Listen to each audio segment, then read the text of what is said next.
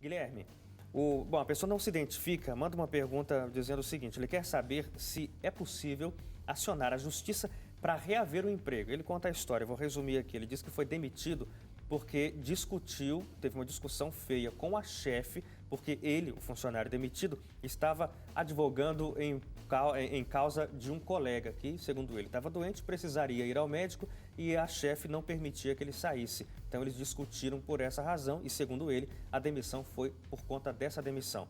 Dá para pedir na justiça para voltar a ter um emprego? Bem, o primeiro ponto que seria importante a gente entender é se essa dispensa dele foi uma dispensa sem justa causa ou uma dispensa por justa causa. Caso tenha sido uma dispensa por justa causa, em virtude dessa discussão com a superior dele, com a chefe dele, ele pode entrar na justiça para tentar buscar a reversão dessa justa causa, mas os efeitos seriam a conversão dela em dispensa sem justa causa, com o pagamento de todas as verbas que ele teria direito. Sim. Voltar ao emprego é possível sim, mas em situações de estabilidade, ou no caso de uma dispensa discriminatória. No Brasil hoje a gente não tem uma previsão legal acerca da dispensa imotivada, diferente de outros países que já aderiram a uma convenção da Organização Internacional do Trabalho que prevê que não pode ser dispensado nenhum empregado desde que não haja um motivo para isso. E nesse caso daria para pedir a reintegração, mas isso não se aplica no Brasil, então é importante verificar se ele tinha alguma estabilidade ou, caso contrário, o máximo que ele consegue é a reversão dessa justa causa, se foi uma justa causa, sim, em dispensa sem justa causa. Agora, se já tiver sido sem justa causa, não vai conseguir. E caso não haja nenhuma estabilidade, ele não estava em nenhum cargo que tinha estabilidade, aí ele não vai conseguir. Ok. Olha, o Elian Esteves, do Rio de Janeiro, manda uma pergunta para cá e olha, isso aqui mostra um pouco do que a gente falou antes sobre a situação dos empregadores. Ele fala que até hoje não recebeu o 13º do ano passado, nem os meses de janeiro e de fevereiro agora deste ano. Está recebendo ainda agora parcelas do salário de dezembro, o Guilherme. Ele pergunta, tem alguma medida que eu possa tomar para exigir receber esses pagamentos todos? Como fazer, se houver alguma coisa a se fazer? Pois é.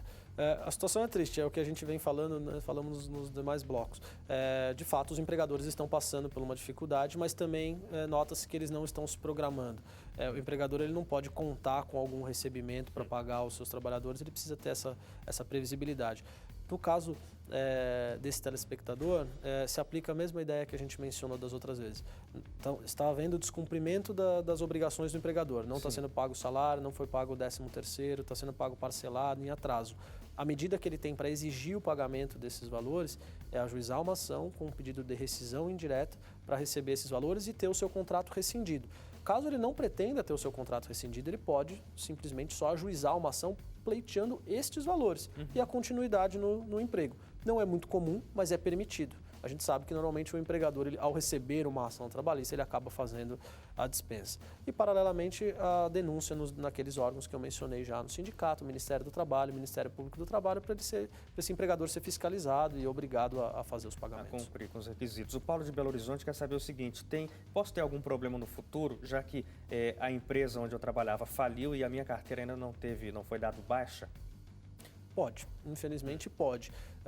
Normalmente, numa situação dessa de falência, as dificuldades para se receber verbas ou então conseguir que sejam efetivadas obrigações de fazer, como essa de baixa na carteira, elas se tornam mais complicadas, porque a partir do momento que a empresa fale, ela se torna uma massa falida e aí todo o procedimento é muito burocrático, porque se nomeia um administrador, enfim, pode sim, ter problemas e dificuldades podem ocorrer.